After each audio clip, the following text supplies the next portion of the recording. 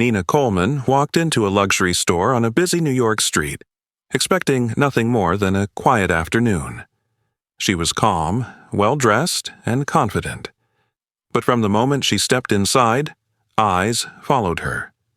While white customers were greeted with smiles, Nina was treated like a suspect.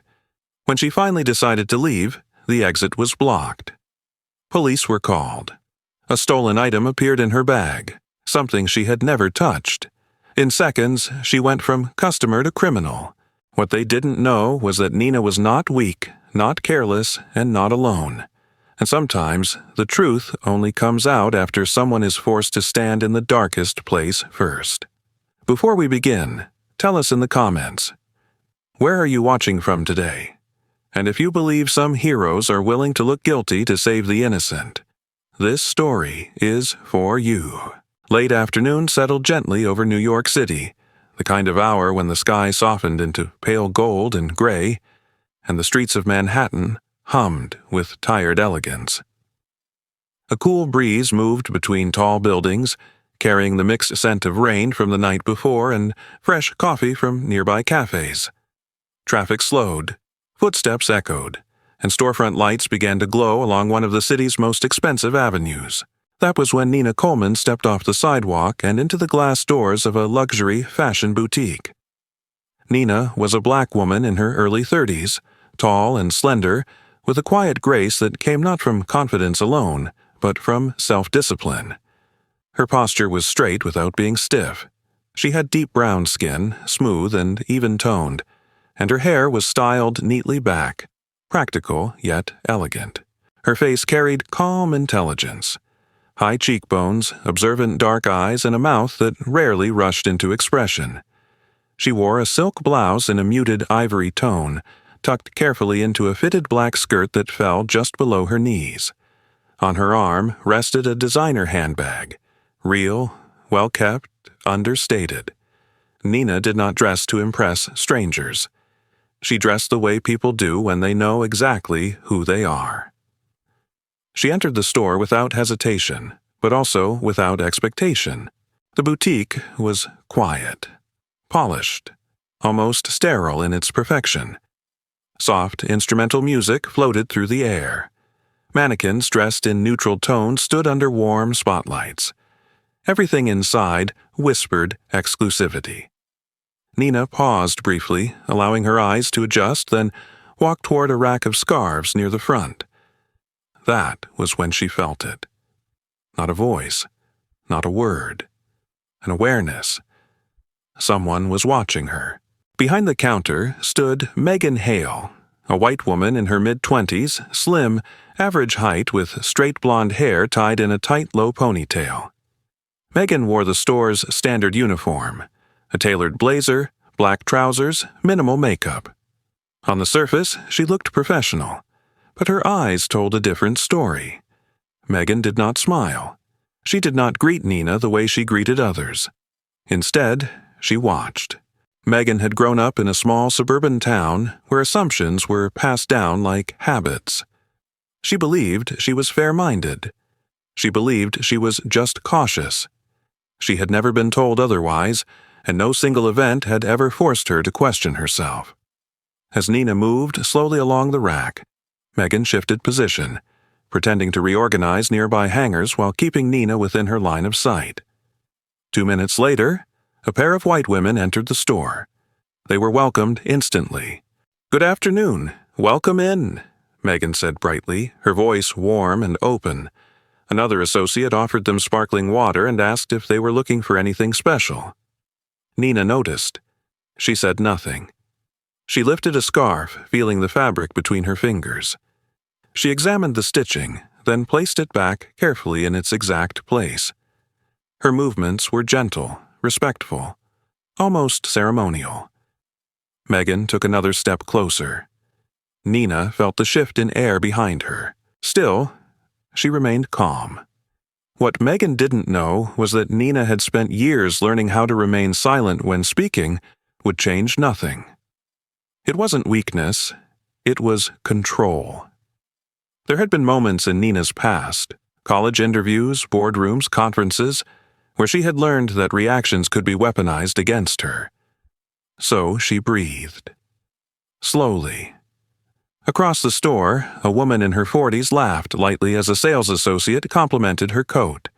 A mirror reflected smiling faces. Nina stood alone in her corner. At the back of the store, behind a frosted glass door, sat Sandra Miller, the store manager. Sandra was around 40 years old, medium height, with sharply cut brown hair and an expression permanently set between impatience and authority. She wore expensive heels and a fitted suit, and she carried herself like someone who believed control equaled competence. Sandra had built her career on numbers, loss prevention, sales targets, shrinkage reports. Years ago, a theft incident had nearly cost her a promotion. Since then, she trusted her instincts more than people, and her instincts were biased. Through the glass, she watched Nina. "She's been here a while," Sandra muttered, stepping out of the office. "Make sure you keep an eye on her."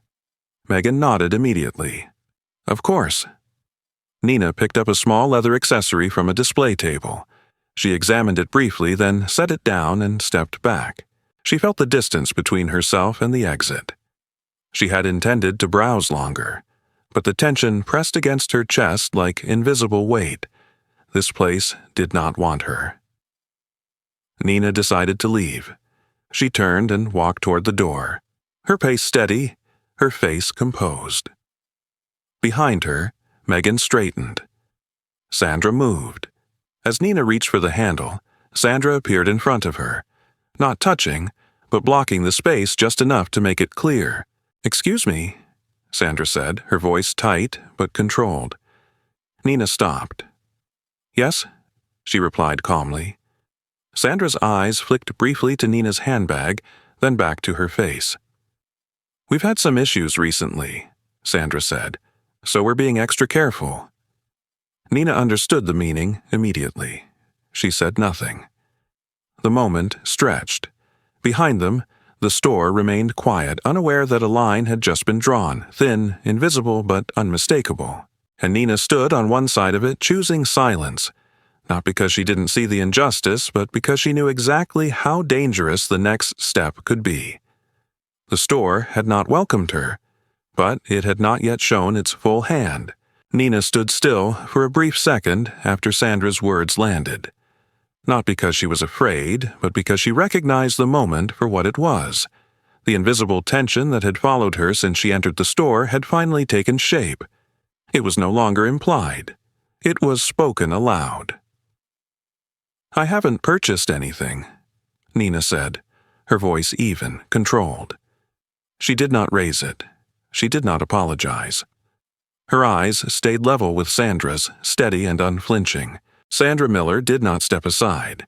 At 40, she had learned how to block without touching, how to make a space feel closed without laying a hand on someone. She stood at a slight angle, one foot positioned just enough to keep Nina from reaching the door handle comfortably. Her posture was rigid, professional, rehearsed. "If you have nothing to hide," Sandra replied, "this will only take a moment." The words were polite on the surface, but the meaning beneath them was sharp. Nina knew that tone. She had heard it before in places where assumptions were dressed up as procedure. Her fingers tightened briefly around the strap of her handbag, not out of fear, but restraint. "No," Nina said simply. "I'm leaving." She shifted to the side, intending to walk past. Sandra's hand moved quickly, not to touch Nina but to reach the counterphone beside the register. The click of plastic against plastic sounded louder than it should have in the quiet store. "Security," Sandra said into the receiver, her voice calm and firm. "We have a situation." Nina stopped walking. The music overhead continued to play, slow and elegant, completely out of place. The other customers glanced up, curiosity flickering across their faces before politeness pulled their eyes away again. No one spoke. Behind the counter, Megan froze. She was young enough to still feel a flicker of uncertainty, but not brave enough to interrupt. Her hands hovered near a stack of folded garments, useless. "Ma'am," Sandra said, lowering the phone slightly, "please wait here." Nina exhaled through her nose. Slowly, deliberately. "This is unnecessary," Nina said. "I haven't done anything." Sandra's lips pressed into a thin line. Years of retail management had taught her how to interpret refusal as guilt. It made things easier. Cleaner. "We'll let the police decide," Sandra replied, placing the phone back on its cradle. Time stretched. Near the back of the store, a woman named Rachel Owens stood beside a display of handbags. Rachel was in her early 30s, white, average height with wavy chestnut hair falling loosely around her shoulders. She wore jeans, a soft sweater, and carried herself with the quiet alertness of someone used to observing rather than participating. Rachel made a living as a freelance videographer. She noticed details for a reason. Rachel had come into the store 10 minutes earlier, intending to browse. Instead, she had noticed the shift in atmosphere the moment Nina walked in. She had seen the way the staff's attention narrowed, the way Sandra's body language changed. Now, as Sandra's voice dropped into something official, Rachel felt a familiar tightening in her chest. She had seen moments like this escalate before, always quickly, always unfairly. Without drawing attention to herself, Rachel slid her phone from her coat pocket. She did not raise it. She did not point it openly. She simply tapped the screen and let the camera run, angled slightly toward the front of the store. Nina remained where she stood, hands relaxed at her sides, shoulders straight. She was aware of every eye in the room, but she refused to let that awareness shape her expression. Minutes passed. The sound of approaching footsteps echoed outside, followed by the muted murmur of voices.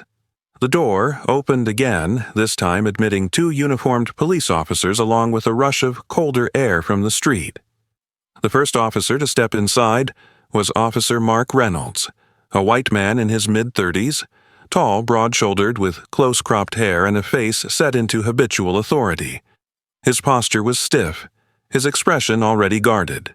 He had learned to assess situations quickly, often relying on the person who called him rather than the person being accused. Behind him walked Officer Lucas Bennett, slightly younger, slimmer, quieter. Bennett's eyes moved more carefully around the room, taking in faces, positions, reactions. He said nothing at first. Sandra straightened immediately, relief flickering across her face. "Thank you for coming," she said. "We have a customer attempting to leave with unpaid merchandise." Nina turned toward the officers. "That's not true," she said calmly. "I haven't taken anything." Officer Reynolds looked at Nina, then at Sandra. "Ma'am," he said to Nina, "we'll need to ask you a few questions." "I'm happy to answer," Nina replied, "but I won't consent to a bag search without cause." Sandra's jaw tightened. "She refused a routine check," Sandra interjected. "That's suspicious." Officer Reynolds nodded slightly as if that settled something. Rachel's fingers tightened around her phone. Officer Bennett glanced briefly toward Nina, then at the doorway Sandra was blocking. His brows drew together just a fraction, but he remained silent. "Let's step over here," Reynolds said, gesturing toward the counter. Nina followed without resistance. As they moved, Rachel adjusted her stance, ensuring the camera continued to capture the interaction. She kept her face neutral, her movements minimal. Years behind a lens had taught her how to disappear in plain sight.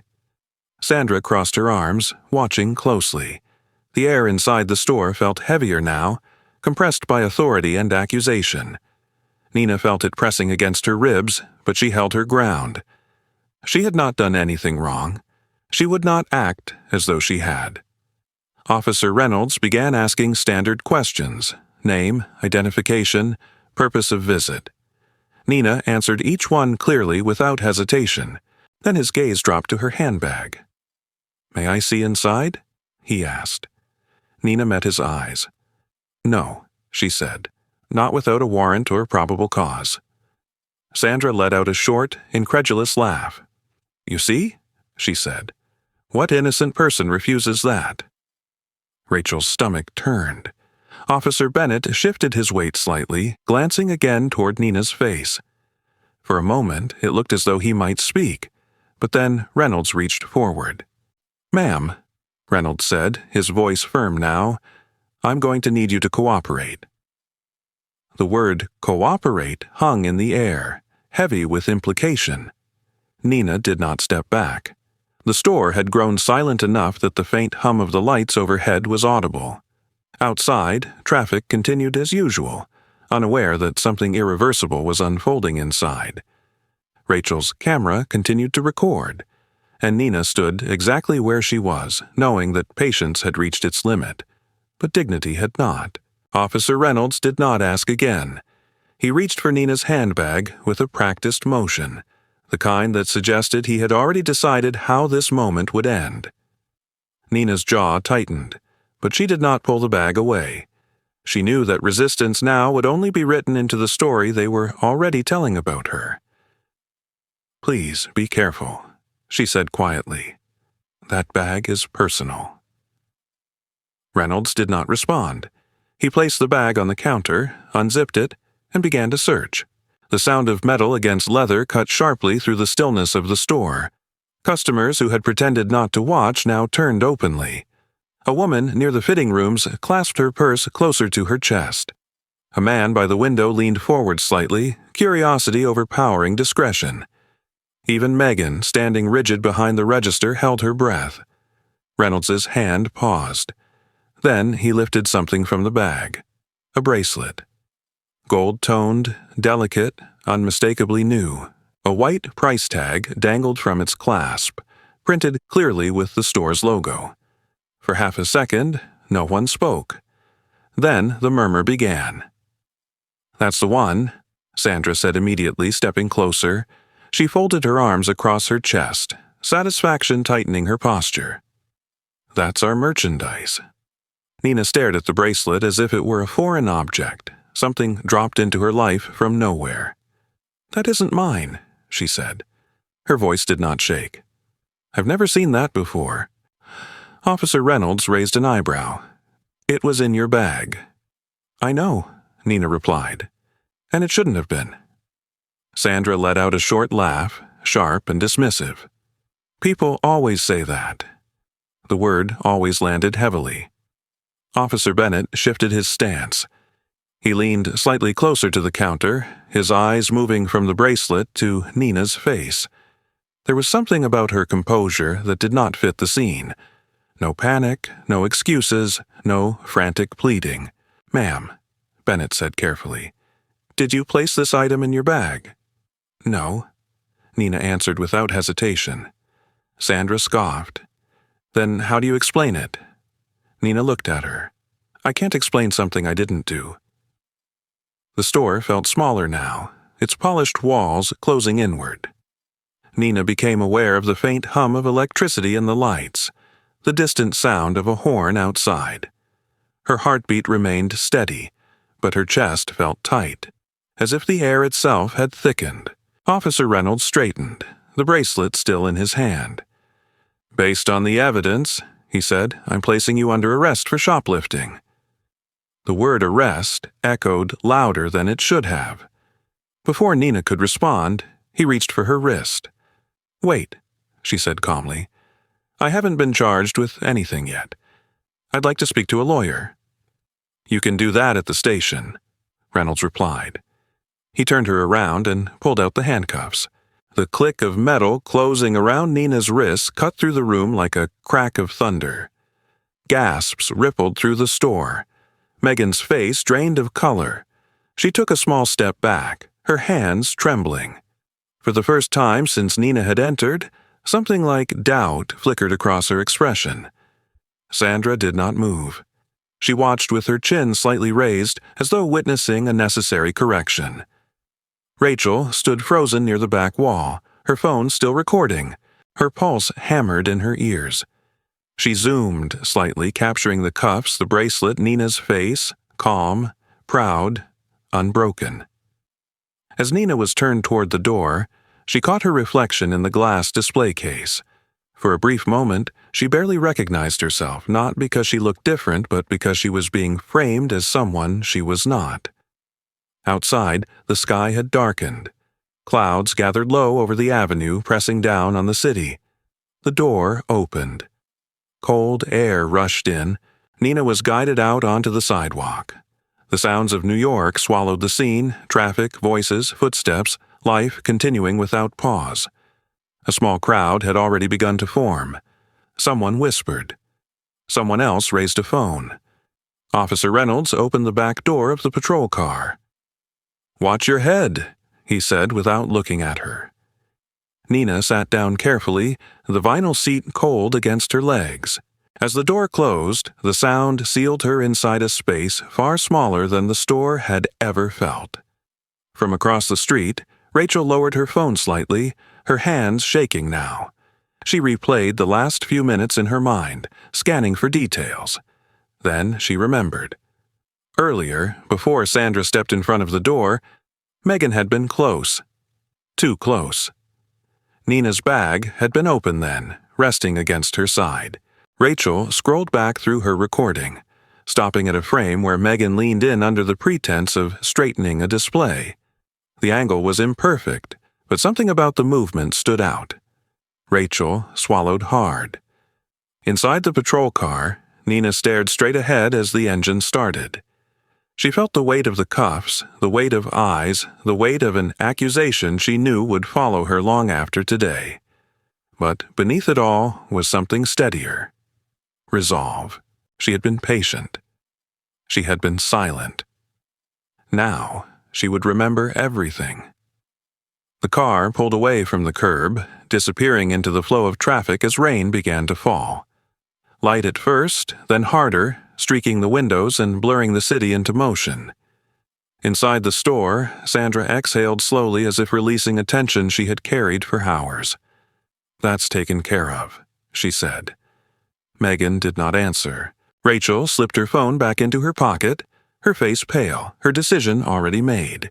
The police station smelled faintly of disinfectant and old paper, a place designed to feel orderly but never comfortable.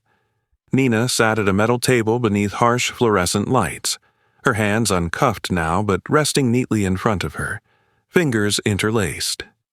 The rain that had begun outside streaked the narrow window, blurring the city into gray lines. Time felt different here. Slower, heavier, measured in silences rather than minutes. Across from her sat Officer Mark Reynolds, the same officer who had led her out of the store. Up close, his authority seemed less imposing and more habitual. He leaned back in his chair, arms crossed, jaw tight. He had the posture of a man used to compliance. Beside him stood Officer Lucas Bennett, quieter, observant, his notepad resting against his thigh. Bennett was in his late 20s, slim, with thoughtful eyes that moved more than he spoke. He had joined the force to help people, but experience had already begun to teach him when silence was safer than dissent. "Let's make this easy," Reynolds said, breaking the quiet. "You admit you took the item, we write it up, and you're out of here by tonight." Nina lifted her gaze to him. Her expression was calm, almost unreadable. "I didn't take anything." Reynolds sighed, as if disappointed. "We found the bracelet in your bag. And I told you it wasn't mine." Bennett shifted slightly, his pen tapping once against the paper. "Do you have any explanation for how it got there?" he asked, his tone measured. "I don't," Nina replied, "but that doesn't make it mine." Reynolds leaned forward now, resting his elbows on the table. "Look, people make mistakes. Stores make accusations. This doesn't have to become something bigger." Nina recognized the pattern. The offer wasn't mercy. It was convenience, for them. "I want to call my lawyer," she said. Reynolds' lips pressed together. He glanced at Bennett, then stood. "Fine." Nina was led to a small side room with a phone bolted to the wall. She dialed a number from memory, her movements precise despite the fatigue creeping into her shoulders. The line rang once, twice. "David Harper," a voice answered. Relief did not soften Nina's face, but something steadier settled beneath it. "David, it's Nina. I've been arrested for shoplifting." There was a brief pause. "Where are you?" "Midtown Precinct." "I'm on my way," David said without hesitation. David Harper was a man in his early 40s, tall, with a lean build and a habit of listening more than he spoke. His hair was dark with threads of gray at the temples, and he wore simple suits that valued function over display. Years earlier, he had taken on a civil rights case that nearly ended his career, but winning it had defined him. Since then, he had learned to expect resistance wherever power felt threatened. When David arrived at the station, the rain had slowed to a drizzle. He moved through the hallway with quiet confidence, nodding politely to the desk sergeant before asking for Nina. His presence shifted the air in the room, not dramatically but unmistakably. Reynolds's tone changed the moment David entered. "Counsel," he said, offering a stiff nod. David returned it briefly before turning to Nina. "Are you all right?" "I am," Nina said. "I didn't take anything." David nodded once. "I believe you." He turned to Reynolds. "I'd like to see the evidence and the surveillance footage from the store." Reynolds hesitated. "There's an issue with the cameras." David's eyes sharpened. "What kind of issue?" "One angle was malfunctioning," Reynolds replied. "Technical problem?" David said nothing for a moment. He simply looked at Reynolds, then at Bennett, then back again. He had seen this before. The convenient failure, the missing piece. "Then I want documentation of that malfunction," David said. "And I want confirmation of whether backup footage exists." Reynolds's jaw tightened. "We'll look into it." "You'll do more than look into it," David replied evenly. "Because my client is not answering any further questions without me present, and she is not confessing to something she didn't do." Nina watched the exchange silently. She noticed the way Bennett's eyes flickered toward the door, the way Reynolds' posture stiffened. Pressure shifted, subtle but real. In another room down the hall, a woman named Elaine Porter typed steadily at a computer. Elaine was a civilian records clerk in her late 50s, short, with silver-streaked hair pulled into a low bun. She had worked at the precinct for over 20 years and had learned to survive by staying invisible. Rules mattered to her, not out of loyalty, but out of habit. When David's request for camera documentation crossed her screen, she paused, frowning slightly. "Camera malfunction?" she murmured to herself. She had processed too many of those lately. Back in the interview room, Reynolds stood. "We're holding her overnight," he said. David met his gaze. "On what grounds?" Reynolds hesitated. "Pending further review." "That's not grounds," David replied. Silence stretched again. No one in the building knew who Nina truly was. Not her role, not her influence, not the weight of her name in boardrooms far from this station. To them, she was simply another woman sitting at a metal table, insisting on her innocence. And Nina intended to keep it that way, for now. As David gathered his notes, he glanced at Nina. "I'll file a formal request for all surveillance footage immediately," he said quietly. "If something's missing, that matters." Nina nodded. "Thank you." Outside, the rain finally stopped. The city exhaled, unaware that the truth had begun its slow, inevitable movement forward. David Harper did not believe in coincidences, not the kind that erased evidence at the exact moment it mattered most. He believed in patterns, pressure, and people who benefited when truth disappeared. By morning, he was back in his office, jacket draped over the back of a chair, sleeves rolled to the forearms, eyes fixed on a monitor glowing in the dim light. Coffee sat untouched beside him, cooling as the hours passed. The store's official response had been brief and rehearsed. One camera angle had malfunctioned during routine operation. No footage available. End of explanation. David leaned back, considering what that answer avoided saying. Luxury retailers did not rely on single points of failure. They mirrored systems. They archived redundancies. They protected assets with layers of oversight. If a camera failed, something else recorded the failure.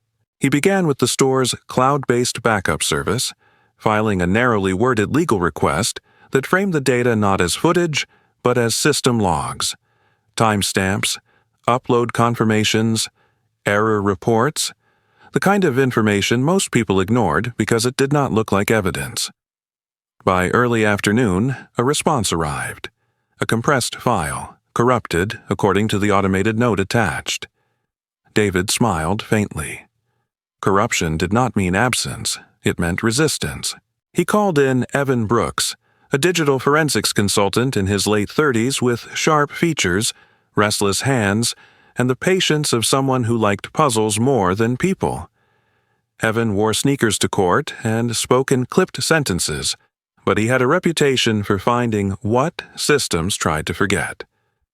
Evan leaned toward the screen, eyes narrowing. "This isn't random," he said. "This file was accessed manually." "Can you recover it?" David asked. Evan shrugged once. "If it exists, it leaves a shadow." They worked in near silence.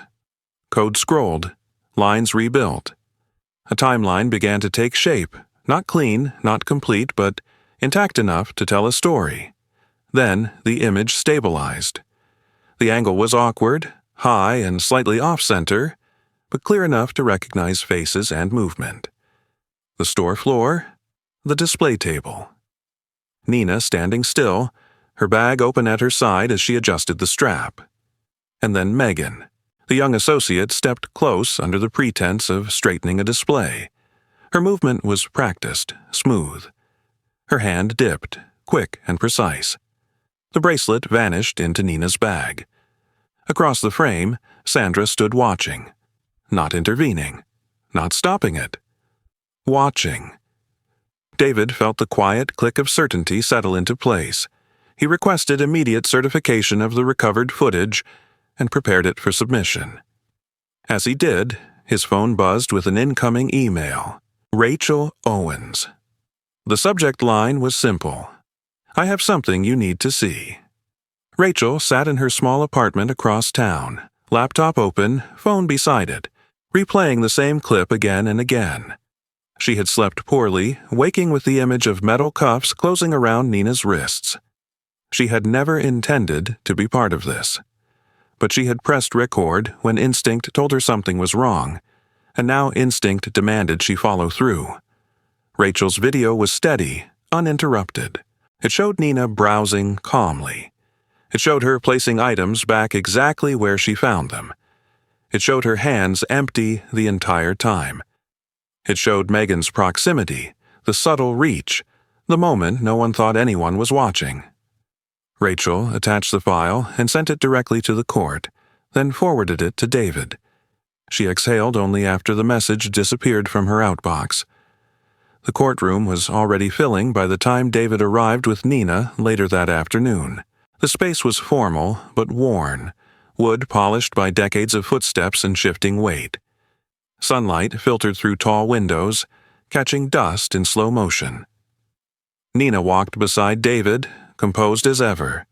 She wore the same quiet dignity she had carried since the beginning. Head high, shoulders relaxed, expression steady. To anyone watching closely, there was resolve beneath the calm, but no bitterness. Across the aisle sat Sandra Miller, posture rigid, hands folded tightly in her lap. Her tailored suit looked sharper than usual, as if precision might protect her. Megan sat a few rows behind, pale, eyes fixed on the floor. At the front, the judge entered, a woman in her late 60s with silver hair cut to shoulder length, face lined not with softness but with focus. Her presence commanded silence without effort. Proceedings moved quickly. David stood when called, his voice clear, controlled. He presented the recovered footage first, narrating only what was necessary.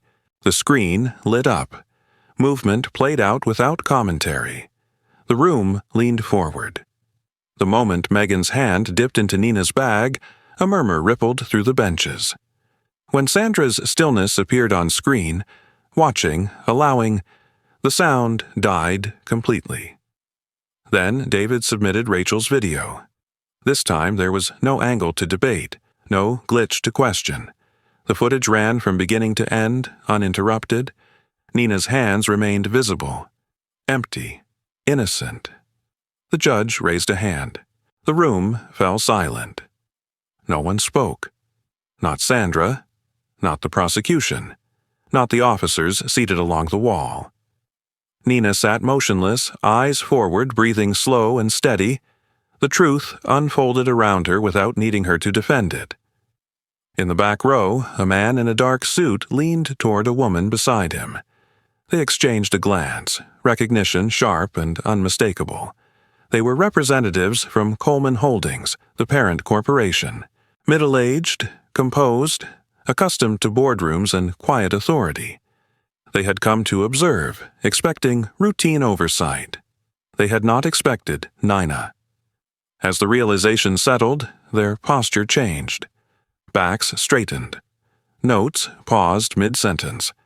The judge looked up from the screen. "This court will recess briefly," she said, "pending review of the submitted evidence." The gavel struck once. Nina closed her eyes for a fraction of a second, then opened them again. The silence that followed was not empty. It was heavy with understanding. Truth had surfaced, and it was no longer alone. The courtroom reconvened with a quiet finality that felt heavier than the recess itself. When the judge returned, her expression was composed, decisive, and unmoved by spectacle. She reviewed the evidence once more, briefly this time, then looked up. "All charges against Nina Coleman are dismissed," she said, "effective immediately." The words landed cleanly. No echo, no hesitation. Nina exhaled slowly, a breath she had been holding for longer than she realized. David Harper placed a hand lightly on the back of her chair, not celebratory, just present. The gallery stirred, a ripple of whispers and shifting weight. Somewhere behind them, a pen clattered to the floor. Sandra Miller remained seated, her posture rigid. At 40, she had built her authority on control and certainty, on the belief that instincts were enough. Now, certainty abandoned her. Her face drained of color as the judge continued, citing misconduct, abuse of authority, and willful negligence. The words were precise, professional, unkind only in their accuracy. Officer Mark Reynolds stood when addressed. His shoulders were squared, but the set of his jaw betrayed him. The ruling named his actions plainly: procedural violations, coercion, and a failure to establish probable cause. The badge that had once carried weight now felt ornamental. He nodded once, curt, as if discipline could still be managed with posture alone. Megan Hale did not look up. She sat small in her seat, hands clasped tight, blonde ponytail pulled too tight against her scalp. Youth had not spared her from consequence. The court ordered her barred from retail employment, a line drawn where trust had been broken deliberately. In the back row, the representatives from Coleman Holdings rose together. Richard Cole, late 50s, tall, silver-haired, a man who spoke softly in rooms that listened, leaned toward Nina as she stood. Beside him was Marianne Voss, early 50s, composed, sharp-eyed, known for rebuilding damaged divisions without spectacle. Their recognition was immediate and complete. "We should talk," Richard said quietly, not as a request, but a courtesy. Nina nodded once. "Soon." Outside, the rain had cleared. The city breathed differently after storms, washed, reflective, almost honest. Nina stepped onto the courthouse steps, the air cool against her face. Cameras waited at a distance, but David guided her away before questions could form. They walked 2 blocks in silence before Nina spoke. "Thank you." David smiled, tired but satisfied. "Truth does most of the work," he said. "I just make sure it gets heard." Over the following days, consequences moved with an efficiency that surprised no one who understood institutions when pressure met clarity. Sandra Miller's termination was swift, accompanied by a formal statement citing violations of company ethics and discriminatory practices. Officer Reynolds was dismissed from duty pending further review, his record marked indelibly. Megan's band circulated quietly through retail networks. No public shaming, only finality. Coleman Holdings issued a brief announcement acknowledging the failure and outlining immediate corrective measures. It named accountability without defensiveness and promised reform without flourish. Internally, audits began. Policies were rewritten. Training was mandated. Oversight expanded. 3 weeks later, the boutique reopened. The storefront looked the same at first glance. Glass polished, displays precise, music measured. But there were changes that mattered. A new manager stood inside, Elena Ruiz, early 40s, tall, athletic, with warm brown eyes and a habit of meeting people at eye level. Elena had grown up translating for her parents in crowded offices. Respect, to her, was practical, not theoretical. She greeted customers herself on opening day, voice steady, posture open. Just inside the entrance, a sign stood on a clean white stand. The lettering was simple, unadorned. Every customer deserves respect. No exceptions. No slogans. No qualifiers. Across the street, Nina watched. She stood beneath a budding street tree, coat draped neatly over her arm, hair pulled back as always. She did not cross the street. She did not need to. Watching was enough. The store no longer felt like a place that could take something from her. It had been changed, and not by anger or vengeance, but by clarity. A small dog tugged past her on a leash, brown, elderly, muzzle gray, moving with the patience of years. Its owner smiled in apology as they passed. Nina returned the smile without thinking. The city moved on around her, ordinary and full. Richard and Marianne approached from behind. "We've implemented the first wave," Marianne said. "This won't be symbolic." "I know," Nina replied. She believed them because she had chosen them. They spoke briefly about timelines, accountability, the quiet work ahead. Then Nina excused herself. There would be meetings, statements, reforms. There would also be space. She took one last look at the sign at the open door, at the steady rhythm inside. Then she turned away. Her steps were unhurried, her shoulders light.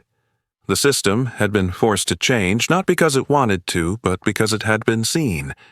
And Nina walked forward unburdened, carrying nothing that did not belong to her. Sometimes in life, doing the right thing means standing still while the world points at you. Nina did not fight with anger. She did not shout or prove herself with force. She chose truth, patience, and dignity. And in the end, the truth spoke louder than any accusation. In our daily lives, we may not face a courtroom or handcuffs, but we all face moments of unfair judgment.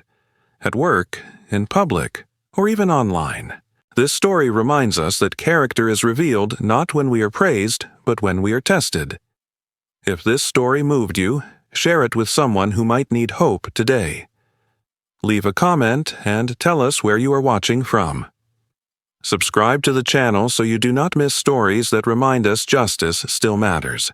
May God protect you, guide you, and give you strength when you feel unseen. And if you believe that truth always finds its way, and that God stands with the innocent, comment Amen below. Thank you for watching.